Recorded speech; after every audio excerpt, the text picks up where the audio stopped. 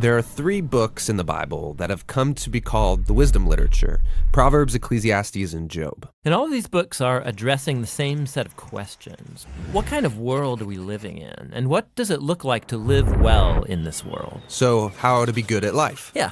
So each of these books tackles these questions from a unique perspective, and it's important to understand all of them to get a fully biblical perspective on the good life. So as a thought experiment, you could actually imagine each of these books as a person.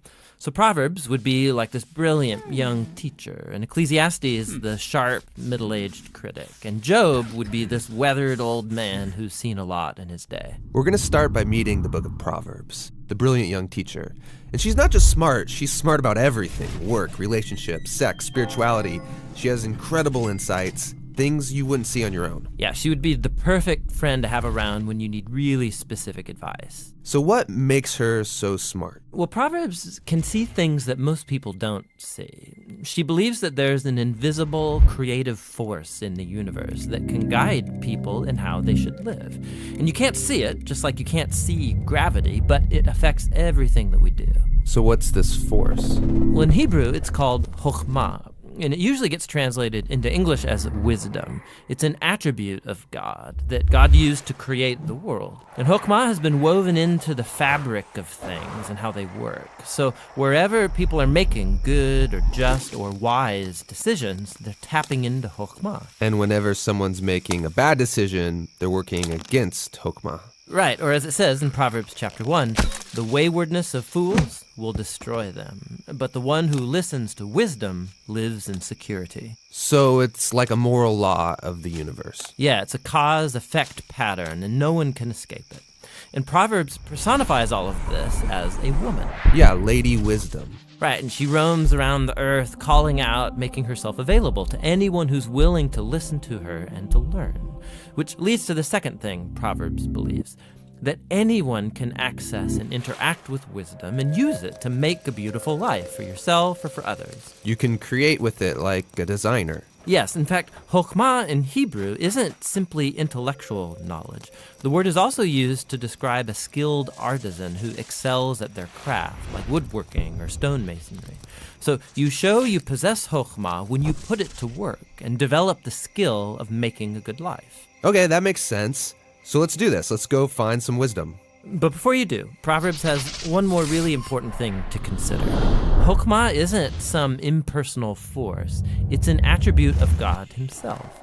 And so in Hebrew thought, your journey to becoming wise has to begin with what Proverbs calls the fear of the Lord. It's this healthy respect for God's definition of good and evil. And true wisdom means learning those boundary lines and not crossing them. Now, all those ideas you just unpacked are in chapters 1 through 9 in Proverbs. But when I think of the book of Proverbs, I think of the collection of sayings, the Proverbs themselves. Tell me about those. Yeah, those are what you find in chapters 10 on to the end of the book. It's a collection of hundreds and hundreds of proverbs about any and all aspects of life. And chokhmah gets applied to them, resulting in this wise guidance to help you find a path towards success, and no matter what you do. If I design my life with these sayings, life is going to be good. Yeah, or as Proverbs puts it, it'll give health to your bones, prosperity, a long, rich life. Which is a really big claim. But you can see how it's often the case. Wise people, they tend to do better. Things usually work out well for them in life. And so that is the promise and the wisdom of the book of Proverbs. The book of Proverbs is really beautiful, but if we take a step back, some people would argue it's a little too simplistic. Because sometimes horrible things happen to really wise people, and sometimes foolish people get rewarded. It doesn't always work the way we think it should work. That's right, which is why we need to go and listen to our next wise friend, Ecclesiastes the critic, because he's wrestled with that very problem, and he's going to push us further in our journey to find the good life. Hey you guys, thank you for watching the Bible Project. You can find a lot more videos like this one on our YouTube channel. We believe the Bible is a unified story. It all leads to Jesus and has profound wisdom for the modern world. So we're making videos about key themes that run throughout the whole storyline of the Bible. We also make videos that unpack different books of the Bible, looking at its literary structure, the themes of that book, kind of like the one you just watched on Proverbs. We've got a lot more videos to do and a few more series that we want to do as well. The Bible Project, it is totally supported by you guys, and thank you so much for all that you're doing.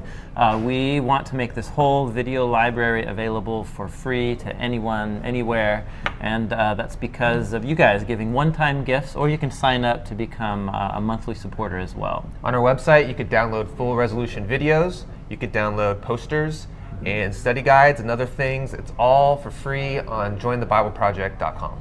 Thank you guys.